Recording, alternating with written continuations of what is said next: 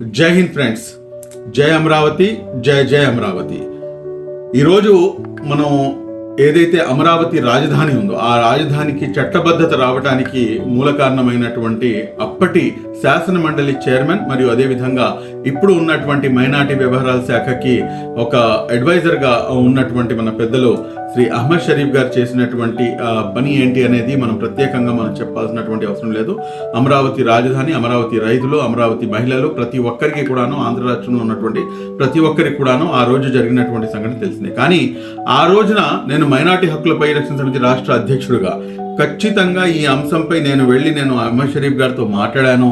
అహ్మద్ షరీఫ్ గారు నాకు పర్సనల్గా ఈ అంశాలన్నీ కూడా నాకు చెప్పారు. మొన్న ఏదైతే అంశాలు ఆయన స్పీచ్లో తెలియజేశారో, శాసన మండలిలో 3 రాజధానుల యొక్క బిల్లుని వ్యతిరేకిస్తున్నాం అనే 75 రూల్ ద్వారా మొట్టమొదటిగా తీర్మానం చేసి ఆ రకంగా నైతికంగా కూడా ప్రభుత్వానికి చెక్ పెట్టే అవకాశం ఆ సందర్భంగా జరిగింది. వారు ఏకవచనంతో మాట్లాడారు, తిట్టారు. నేను బయటకు వచ్చేటప్పుడు ఒక మంత్రి ఉన్నారు, ఆయన మంత్రి నా కులం పేరుతో కాకుండా నా పుట్టుక మీద కూడా ఆయన మాట్లాడటం కాదు, నా గుండెల మీద చేతులతో కొట్టాడు. ఆ రకమైన పరిస్థితులు ఆటినే ఆ రోజును కూడాను నాకు తెలియపరచడం జరిగింది.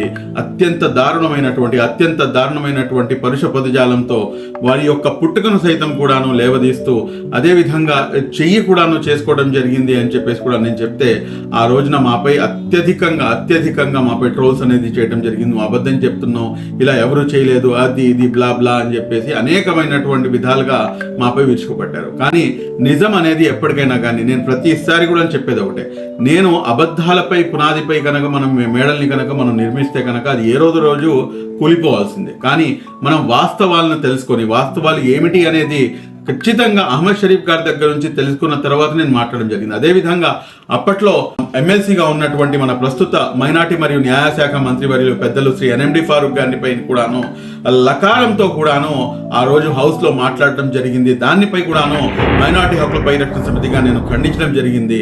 ఈ రోజున ఈ అమరావతి రాజధాని రావటానికి, అమరావతి రాజధానికి చట్టబద్ధత దొరకడానికి ఒక ముస్లిం మైనార్టీ వర్గానికి చెందినటువంటి ఒక నమ్మకానికి మారుపేరుగా ఆయన చేసినటువంటి పని ఈ ముస్లిం సమాజం మొత్తానికి కూడాను ఎంతో గర్వించదగ్గ అంశం అని చెప్పేసి, అదేవిధంగా అప్పట్లో చేసినటువంటి ఈ ఇద్దరు మంత్రులు చేసినటువంటి ఏదైతే అత్యంత బాధాకరమైనటువంటి అంశాలు ఏదో, ఒకడేమో పరుష పదజాలంతో తిట్టిన వాళ్ళైతే గనక ఇంకోళ్ళు చేయి చేసుకున్నారు. కాబట్టి ఇటువంటి వారిపై ఇప్పటికైనా కానీ అప్పటి రికార్డ్స్ అన్ని కూడాను బయటికి తీసి వారందరిపై కూడాను కఠినమైనటువంటి చర్యలు తీసుకోవాలని చెప్పేసి మైనార్టీ హక్కుల పరిరక్షణ సమితిగా నేను రాష్ట్ర ప్రభుత్వాన్ని డిమాండ్ చేస్తున్నాను. Thank you very much.